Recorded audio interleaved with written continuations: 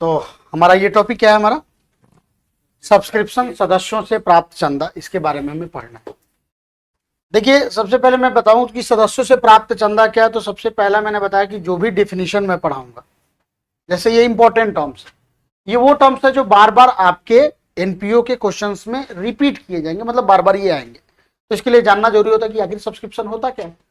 तो सब्सक्रिप्शन जो होता है ये सदस्यों से प्राप्त चंदा, यानी कि ये जो भी सदस्य है अपनी सदस्यता बनाए रखने के लिए जो एनपीओ में पेमेंट करते हैं ना, जैसे मैं एनपीओ या मान के चलिए अब जिम क्लब है मेरा, तो मेरे जिम में कौन जिम कर सकता है, जैसे मंथली जो हमने चार्ज रखा है आप चार्ज पे करिए, है कि नहीं।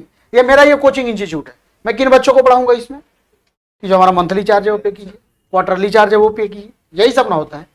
तो ये जो आपसे रिसीव होगा ना, तो मैं एनपीओ के बारे में बात कर रहा हूं, तो वहां पे जो सदस्य अपनी सदस्यता को बनाए रखने के लिए एक तरह से इसको मेंबरशिप फी के तौर पे भी देख लीजिए। इसको क्या करना है, इसको इसी को समझिए क्या है हमारा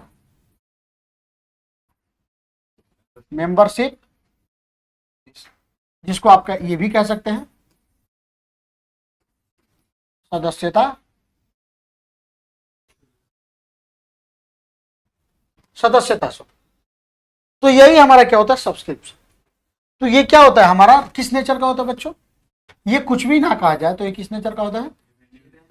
अच्छा, रिवेन्यू नेचर का क्यों, देखिए समझ के पढ़िए, आप लोग भी बहुत इंटेलिजेंट हो जाइए, एकदम उन लोग से टक्कर लगा के पढ़िए आप लोग भी। जो उन लोगों में जितना मार्क्स आएगा उससे ज्यादा आपका आना चाहिए, तब जाके पढ़े। इसके लिए घर पे मेहनत करना पड़ेगा, क्योंकि उसमें देखिए इंटेलिजेंट पूरा बैठे हुए लोग, इन चीजों को आपको समझना पड़ेगा। तो रिवेन्यू नेचर का होता है। रिवेन्यू नेचर का क्यों, रिवेन्यू नेचर मतलब मैंने बताया था ना, मतलब आयगत होता है, ये आयगत प्रकृति का होता है। आयगत क्यों होता है, क्योंकि सर सदस्यता शुल्क है, या तो महीने में हर मिलेगा, हर महीने पे, नहीं तो क्वार्टरली मतलब हर 3 महीने पे, नहीं तो हाफ ईयरली, नहीं तो साल में कम से कम एक बार तो मिलेगा ही। तो जो हर रिपीटेड फॉर्म में रहे, जो बार बार हमें मिले, कम से कम साल में एक बार मिले, वो हमारा क्या होता है, रिवेन्यू नेचर का। तो रिवेन्यू नेचर का जो आइटम होता है वो कहाँ जाता है बच्चों, हमारा कहाँ जाता है, इनकम एंड, ये कहाँ जाएगा, इनकम एंड एक्सपेंडिचर। अब जैसे इनकम एंड एक्सपेंडिचर अकाउंट का यहाँ पे जिक्र करेंगे, हमारे दिमाग में तुरंत कौन सा कॉन्सेप्ट आएगा, किस कॉन्सेप्ट पे बनाते हैं इसको हम, एक्रूअल।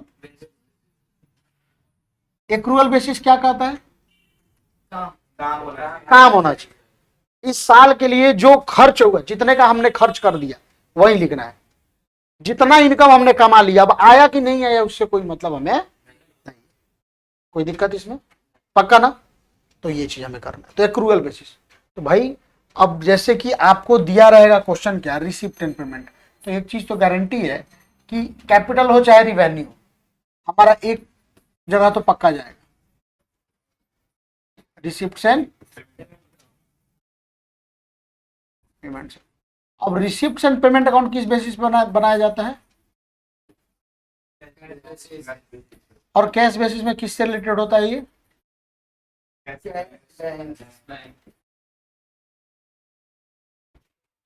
किससे रिलेटेड होता है, कैश एंड बैंक से रिलेटेड होता है।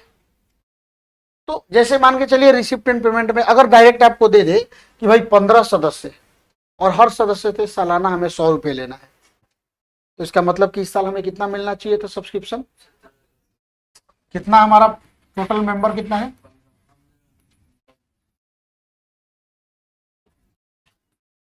कितना है, और एनुअल चार्ज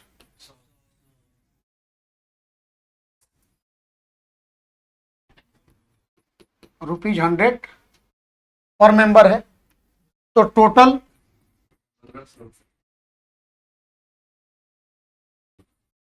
सब्सक्रिप्शन ड्यू कितना होगा,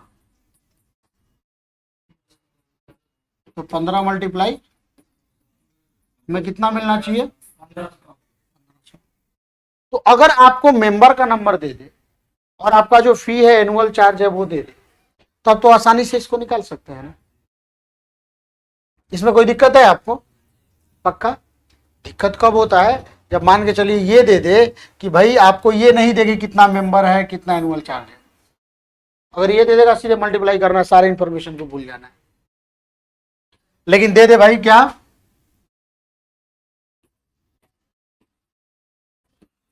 सब्सक्रिप्शन, मतलब सब्सक्रिप्शन हमें मिला, कितना मिला। तो ये जो मिला ये किस बेसिस में जाएगा, तो ये अगर रिसिप्ट एंड पेमेंट में बात करूं तो कितना जाएगा, 1300 पे, जितना आया या जितना गया। लेकिन इनकम एंड एक्सपेंडिचर में कितना जाएगा, कितना हक है ये बताइए, काम कितने का हुआ, 1500 का।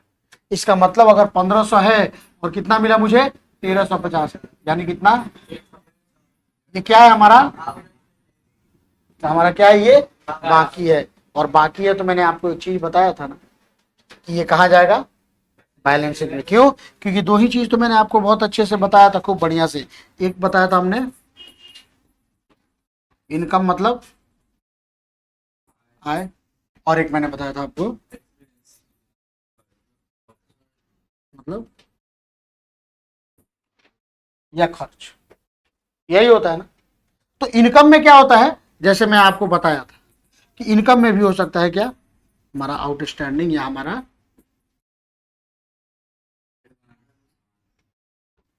हो सकता है, और यहां भी हो सकता है हमारा एक्सपेंस में भी क्या हो सकता है बच्चों, हमारा आउटस्टैंडिंग या,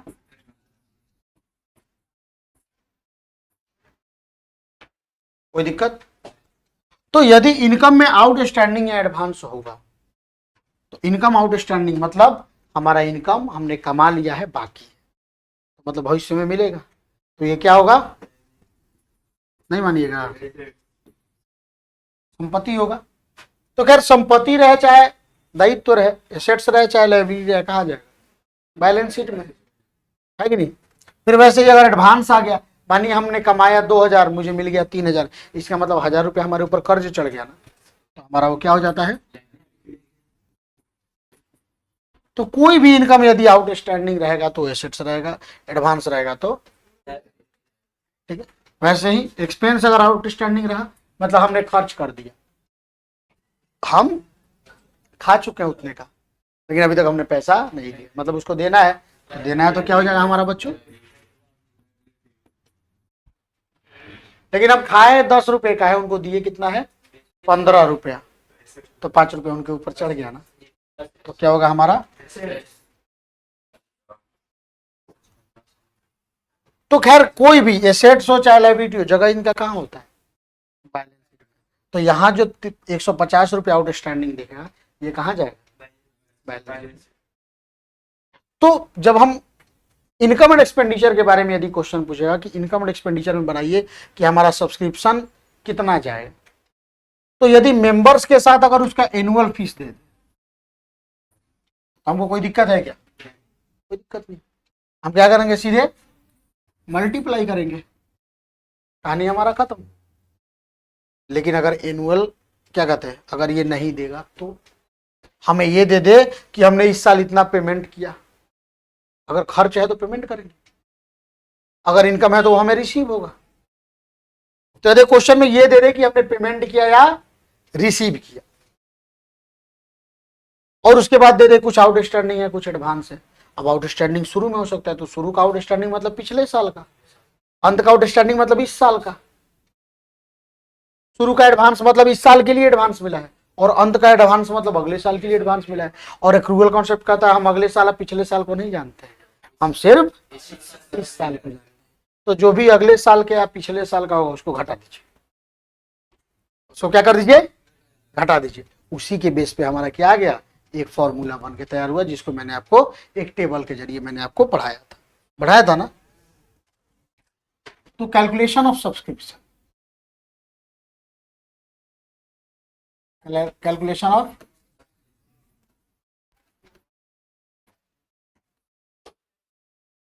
तो सब्सक्रिप्शन कैलकुलेशन का भी हमारे पास कितना टेक्निक है, दो टेक्निक।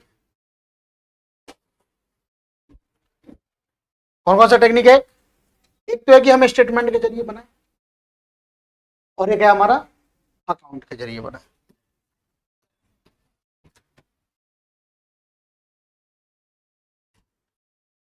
एक क्या होगा हमारा,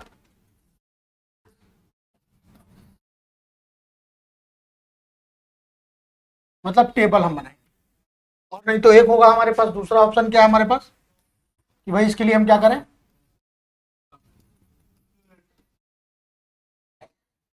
सब्सक्रिप्शन अकाउंट बनाकर करें। ठीक है ना। तो देखिए वैसे बच्चों के लिए आसान होता है स्टेटमेंट, लेकिन मानिए आसान और टफ ये हम कब देखेंगे, जब हमारे पास ये अलाउ होगा कि हम दोनों में से कुछ भी निकाल के, दूसरे में से कहीं से हमें सब्सक्रिप्शन निकालना है। लेकिन मानिए कभी अगर एग्जाम में दे दे कि नहीं आपको सब्सक्रिप्शन अकाउंट बना के करना है, तब तो आप कितना भी आसान बनाइएगा आपको मार्क्स मिलेगा क्या? तो फिर आपको क्या करना पड़ेगा, अकाउंट ही बनाना पड़ेगा। तो खैर मैं आपको दोनों चीजों के बारे में जिक्र कर दे रहा हूं। तो सबसे पहले मैं आपको सिखाऊंगा क्या,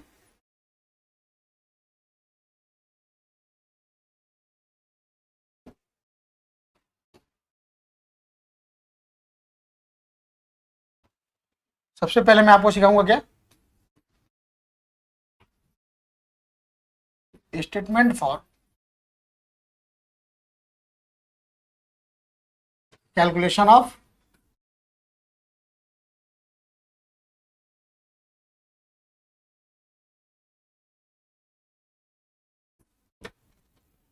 स्टेटमेंट ऑफ, ठीक है ना। तो यहां पे क्या करेंगे हम, ये हो जाएगा हमारा क्या, और ये हो जाएगा हमारा क्या, ठीक है ना। और इसमें अब हम क्या करना है, सबसे पहले हम क्या करेंगे, इस साल के दौरान जो भी हमने या तो पेमेंट किया है और नहीं तो जो भी हमने क्या किया है, रिसीव किया है, उसको सबसे पहले लिखेंगे। तो यहाँ पे हट जा भाई, रिसीव्ड या पेमेंट ड्यूरिंग, जो भी हमने पेमेंट या रिसीव किया उसको लिख देंगे इस साइड। ठीक है, ये कहां से आएगा, तो देखिए क्या कर रहा है, रिसीव्ड या पेमेंट है, मतलब या तो हमने रिसीव किया और पेमेंट के जगह पे आप एक काम करिए, इसके बदले एक चीज लिख दीजिए, रिसीव्ड या पेड। मतलब हमने या तो हमें मिल चुका है और नहीं तो हमने चुका। तो जो मिलेगा या जो जाएगा वो कहां से मिलेगा, रिसिप्ट एंड पेमेंट अकाउंट से। बताया था मैंने कि कैश बेसिस की बात कौन करता है, तो ये हमेशा कहां से हमें मिलेगा, मैं इसके लिए थोड़ा सा हिंट आपको दे दूं, ये आपको मिलेगा अक्सर ये वहीं से मिलेगा, जितना दिया रहेगा सब्सक्रिप्शन समझिएगा उस साल उतना ही। अब ये मिल गया हमें, अब आगे क्या करेंगे हम, इसमें ऐड करेंगे दो चीज। ऐड क्या होगा, जो इस साल के लिए है, इस साल के लिए क्या क्या हो सकता है, एडवांस एट बिगिनिंग, क्योंकि जब शुरुआत में, वर्ष के शुरुआत में ही जो एडवांस है मतलब इस साल के लिए है कि नहीं, तो इसीलिए इस साल को हम क्या कर देंगे, एडवांस एट,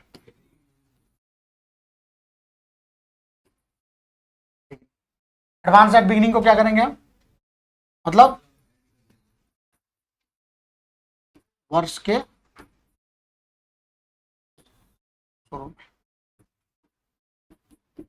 क्या कर देंगे उसको, ऐड कर देंगे। एक और चीज करेंगे add, outstanding at, outstanding at का मतलब हो गया,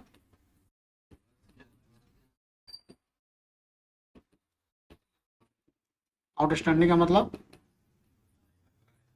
जो भी होगा उसको नोटिस, ये वर्ष के अंत में बकाया है, मतलब इस साल हमारा कुछ इसी साल का ना बाकी है तभी ना अंत में बाकी, समझ में आ रहा है कि नहीं ये चीज, आ रहा है ना। फिर इसमें से क्या क्या लेस करेंगे,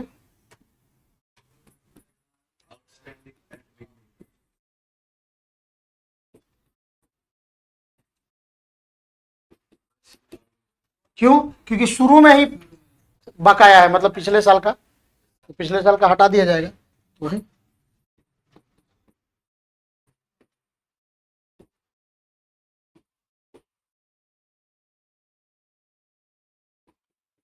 तो क्या करेंगे हम, और जिसको भी घटाते हैं हम क्या करते हैं, ब्रैकेट में डाल देते हैं। और एक और लेस करेंगे क्या हमारा,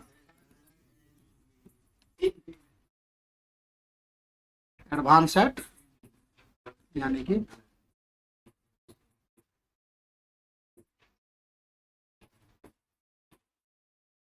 अग्रिम भुगतान होता है, अग्रिम, अग्रिम कह दीजिए, क्योंकि अगर पेमेंट होगा तब ना भुगतान होगा। कहीं रिसिप्ट हुआ तो आया समझ में। और तब हम क्या करते हैं, अंत में क्या करते हैं, जोड़ दो। और अंत में जो हमारे पास आता है वो क्या हो जाता है हमारा,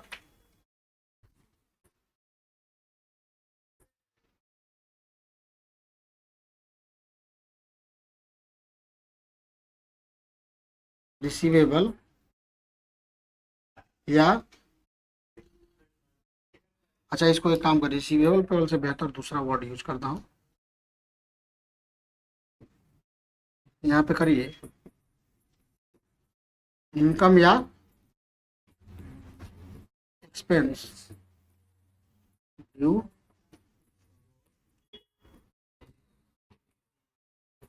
मतलब इस वर्ष के लिए यही होगा। और ये जो फॉर दिस ईयर आता है ना, फॉर, इसका मतलब इसको हम कहाँ भेजते हैं,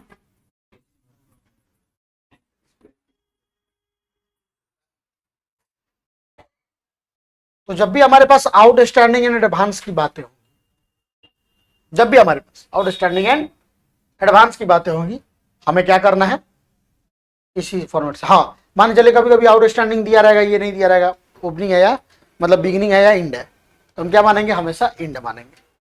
ध्यान रहेगा, इसके बेस पे आप जब क्वेश्चन करिएगा तो समझ में आ जाए। तो प्रैक्टिस करिए, ये नहीं कि बन गया है तो सर अब तो बन गया है, फिर जाके घर पे एक बार आपको प्रैक्टिस करना है, कोई दिक्कत नहीं ना। नेक्स्ट, लेकिन मान के चलिए अगर आपको ये कह दे कि सब्सक्रिप्शन अकाउंट के जरिए करना है कि नहीं, तो देखिए सब्सक्रिप्शन अकाउंट,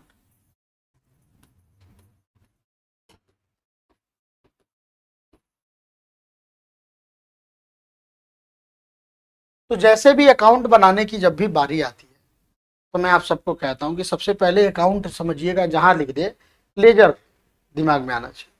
लेजर का रूल कहता है कि पहले जो भी अकाउंट आप बना रहे हो उसकी प्रकृति पहचान, कि हमारा कैपिटल है, एक्सपेंस है, सॉरी कैपिटल है, वही है, इनकम है, एक्सपेंस है, एसेट्स है, लायबिलिटी है, क्या है।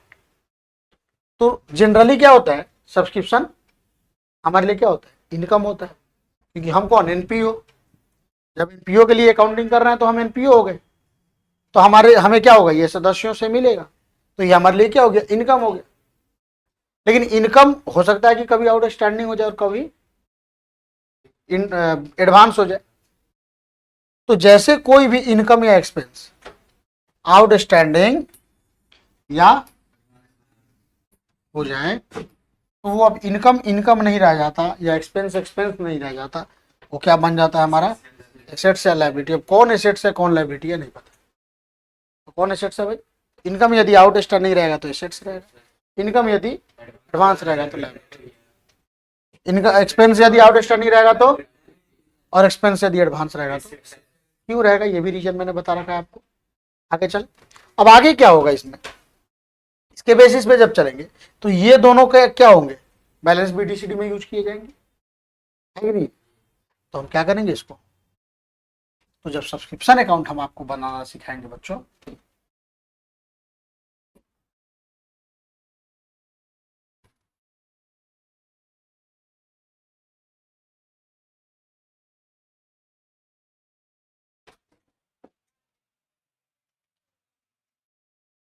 हो गया, ये हमारा क्या हो जाएगा,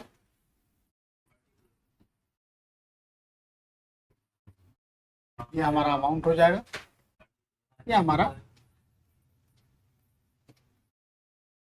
और ये हमारा क्या हो जाएगा। तो देखिए बैलेंस बीटी कभी भी इनकम और एक्सपेंस का तो नहीं होता है, मैंने आपको बताया था क्यों नहीं होता है, क्योंकि पिछले साल का बैलेंस बीटी का मतलब क्या हो गया, जो पिछले साल से हम इस साल ला रहे हैं, मतलब जो जिंदा है पिछले साल से इस साल तक जिंदा है। इनकम एक्सपेंस क्या होता है, वो तो क्योंकि हर साल का इनकम कहाँ भेज देते हैं, पीएल अकाउंट में, तो मर जाता है। तो बचता क्या है, एसेट्स नहीं तो लायबिलिटी। तो सब्सक्रिप्शन क्या कभी एसेट्स या लायबिलिटी हो सकता है? बिल्कुल, यदि आउटस्टैंडिंग और एडवांस हो जाए तो एसेट्स का बैलेंस बीडी और सीडी का रूल मैंने आपको बताया, और लायबिलिटी का ही बैलेंस बीडी और सीडी का रूल हमने बताया। तो किसी चीज का बैलेंस सीडी क्या होगा, तो वो बढ़ता है तो जो होता है वही बैलेंस सीडी होता है। जैसे एसेट्स बढ़ता है तो क्या होता है, डेबिट होता है, तो इसका मतलब एसेट्स का बैलेंस बीडी क्या होगा, और जिसका बैलेंस बीडी डेबिट होता है पक्का उसका बैलेंस सीडी क्रेडिट होगा। बैलेंस सीडी मतलब जो सबसे लास्ट में लिखा जाएगा, और बैलेंस बीडी मतलब जो सबसे शुरू में लिखा जाएगा। ठीक है ना। तो पहले हम एक काम करते हैं, मान के चलते हैं कि सब्सक्रिप्शन हमारा क्या है, आउटस्टैंडिंग।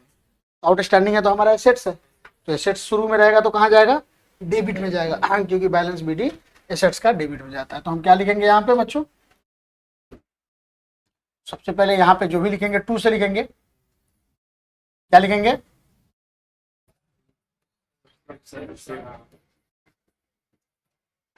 आउटस्टैंडिंग एट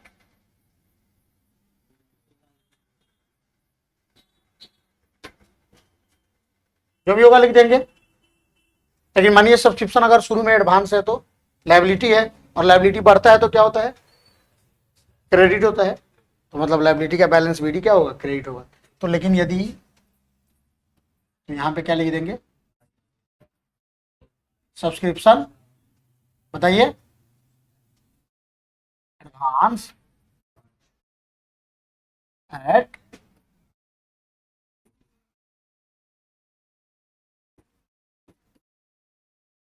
आया समझ में, नहीं आया, मैंने आपको क्या बोला। देखिए वैसे क्लास 11 का सिलेबस है, इसी चीज को देख के बहुत बच्चे भाग जाते हैं, और मैं चाहता हूँ इसको समझाना था कि आपको अच्छे से समझ में आए। मैं चाहूँ तो याद भी करवा दूंगा, लेकिन याद करवाऊंगा फिर आप भूल जाइएगा। एसेट्स का बैलेंस बीडी याद रखिएगा, इसका हमेशा किस में जाएगा, और इसका बैलेंस सीडी हमेशा कहाँ जाएगा, सब्सक्रिप्शन इनकम है, और इनकम का अगर आउटस्टैंडिंग का बीडी है वही ना हुआ, तो आउटस्टैंडिंग का बीडी हो गया कहाँ, डेबिट में, और जब सीडी यानी क्लोजिंग दिखेगा तो क्रेडिट में। वैसे इसका ये हो जाता है, एडवांस अगर है कुछ तो इसका बीडी हो जाएगा क्रेडिट में, और यदि एडवांस अगर इंड में है मतलब सीडी में है तो किस में जाएगा, यही किया हमने। सब्सक्रिप्शन एडवांस है, रुकिए तो, सब्सक्रिप्शन एडवांस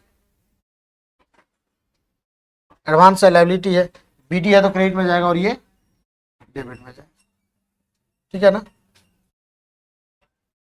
तो इसीलिए बीडी क्रेडिट में जाएगा ना, इसीलिए हमने इसको क्या कर दिया, क्योंकि लायबिलिटी और लायबिलिटी का बैलेंस सीडी हमेशा, इसको आपको जानना पड़ेगा। ठीक है, कोई दिक्कत इसमें, आगे बढ़े। अब क्या होता है, जो भी रिसीव होता है, हमें मिला ना कहीं से, कहाँ से मिला, रिसिप्ट एंड पेमेंट अकाउंट में आया, वो हमको देगा। तो जो भी हमें उस साल के दौरान मिलेगा उसको क्या लिखेंगे, रिसिप्ट एंड,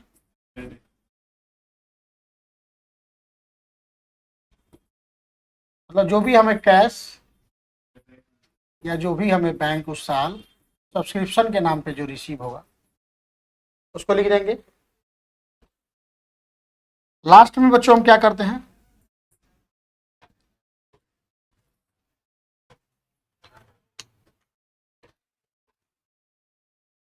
अब सब्सक्रिप्शन आउटस्टैंडिंग एट बिगिनिंग को हम डेबिट करेंगे, तो सब्सक्रिप्शन आउटस्टैंडिंग एट एंड को क्या करेंगे, क्रेडिट करेंगे, तो वही यहाँ पे करेंगे।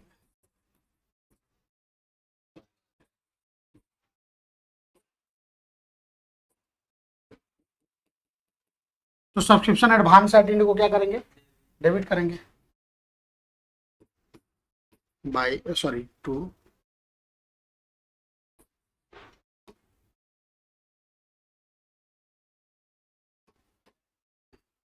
क्या करेंगे, टू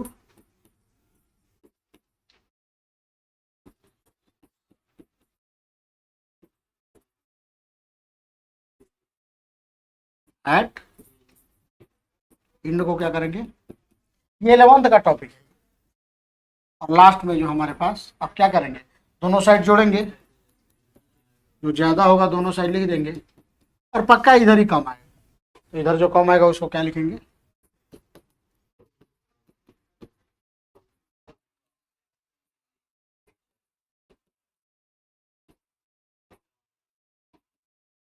मतलब यही जो लास्ट में वहां पे आया था ना, due for this year balancing figure. समझ में आए? दोनों में बराबर, उसमें अगर ज्यादा आएगा तो इसमें लिख देंगे। मानिए इसमें ज्यादा आ गया तो मतलब पक्का इनकम एक्सपेंडिचर अकाउंट दिया हुआ है, अगर तो इसमें लिख देंगे बैलेंस, ठीक है। लेकिन जनरली आपके लेवल पे इसी में ज्यादा है। लेजर का ये रूल कहता है, इसमें तो कुछ खास बात मैंने आपको बताया नहीं। तो ये हो गया हमारा कौन सा, सब्सक्रिप्शन है। तो सब्सक्रिप्शन क्या होता है, सदस्यों से प्राप्त चंदा है। इसके बारे में इससे ज्यादा कोई भी कॉन्सेप्ट आपको कोई भी नहीं पढ़ा सकता, ठीक है। क्या कर रहने दे आज, फिर से एक बार प्रैक्टिस